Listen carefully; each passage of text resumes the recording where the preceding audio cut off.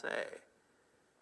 And we shouldn't be known as advocates for one side or the other based on political philosophy.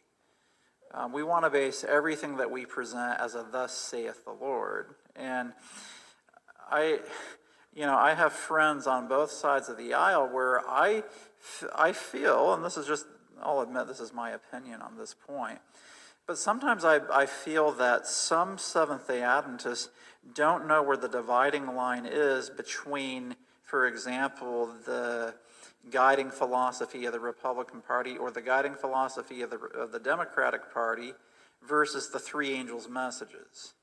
And I do want you to know, and also I can say this with clarity, that the messages contained within the three angels' messages are incompatible with the philosophy of either political party. So just remember that when you get wound up in knots about who the president of the United States is. And I see this when Trump was president, now Biden's president. And then I have friends who are just wound up in knots about what the president's doing, whether it was when Trump was president or now that Biden's president. And it's like, you do realize that Jesus said, "My kingdom is not of this world. If it were, my servants would fight." And yet sometimes I see Seventh-day Adventists fighting with much more intensity and zeal for their preferred political preference than they are for the cause of the three angels' messages. And it shouldn't be that way.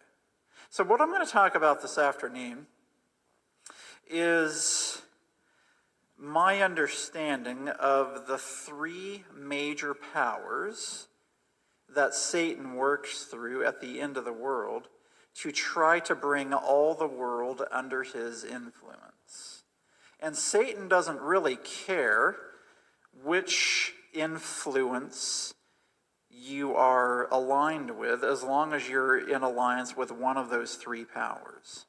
And if you're in alliance with one of those three powers, he's fine whichever power you're connected to.